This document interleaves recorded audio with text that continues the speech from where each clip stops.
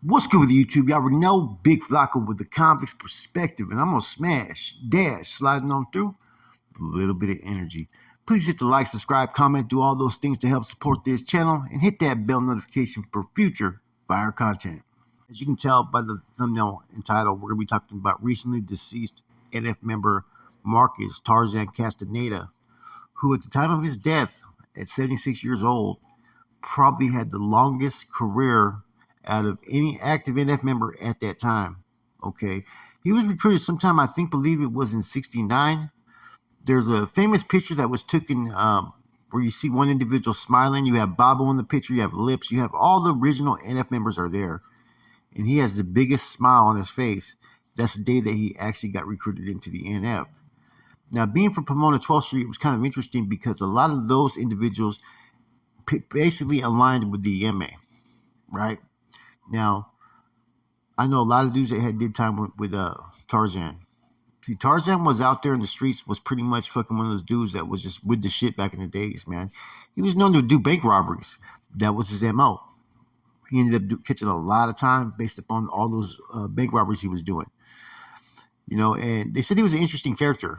You know, I've talked to OGs like Hobo, right?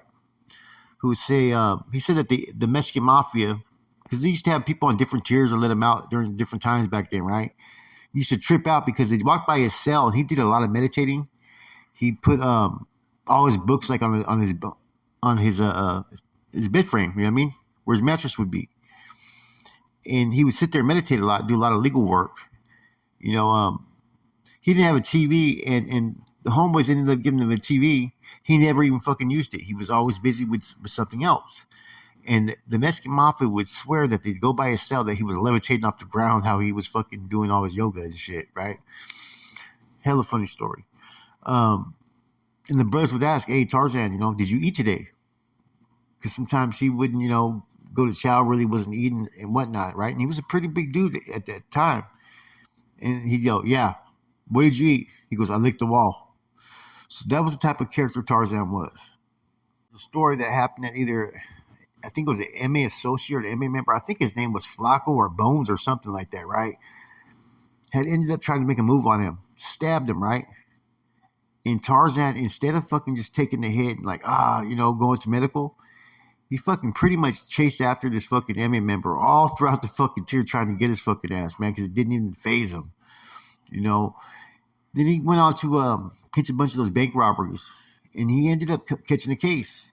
And then he ended up being fucking transferred, I think, to fucking one of the hospitals in the state of California, mental hospitals, for mental competency.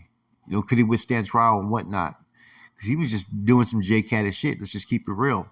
I don't know if that was part of his fucking plan for defense, but he was just doing some funny style shit, man.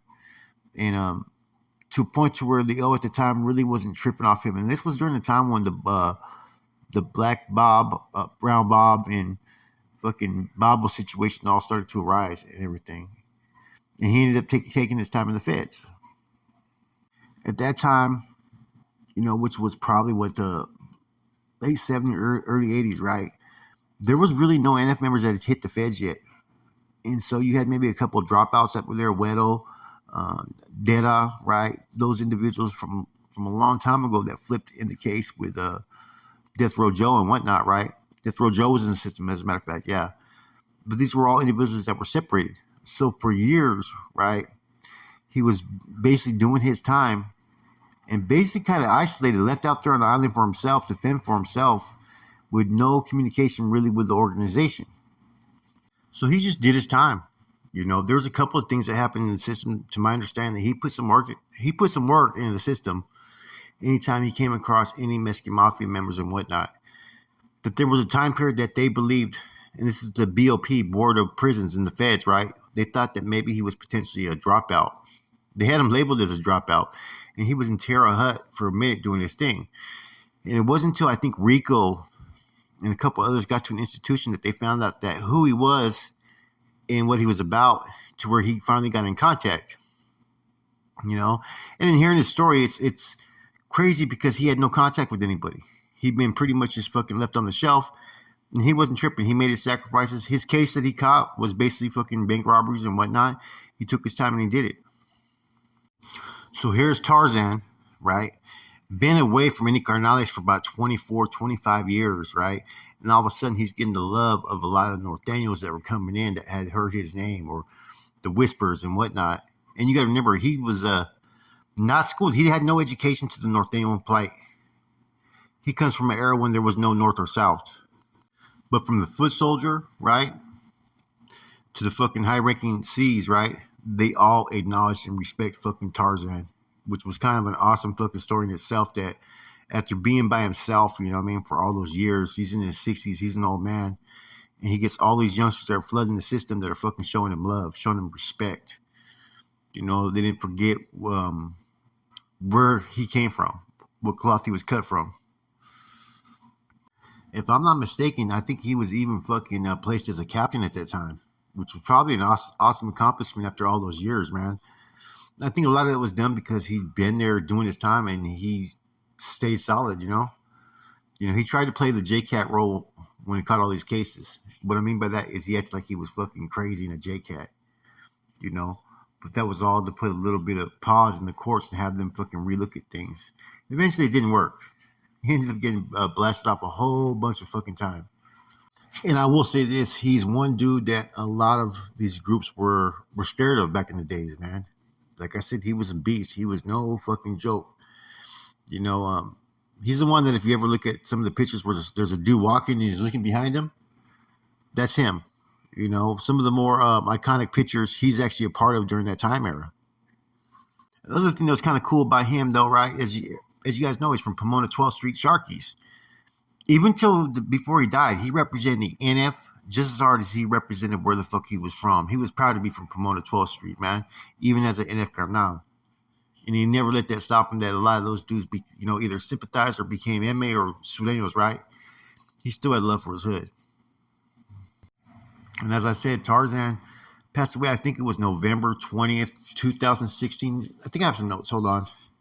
It was actually November 16th, 2020, at the age of 76 years old, right? He was from the old school, guys. He was an original one. You can't take nothing from him. You know, he was part of the original NF, the first wave NF members before they changed the Constitution. He was there when it changed. So everything about Tarzan is real. There is nothing fake about the dude. Authentic. You can't sugarcoat it. He was there in the beginning, and he was there to the end, which is fucking one of the more rare accomplishments. People like Brown Bob didn't even get to make that type of, long career. So he passed away as an NF member. He had a total of 51 years as a carnal, 53 years as an associate, right? Now, granted, like I told you guys, about 20 of those were fucking in the loop, and he was lost in the feds, right? But still, he always maintained his fucking pride and integrity about who he was. With that said, rest in peace to, one of the original ones, Tarzan. I'm gone, Flacco from ACP. Like,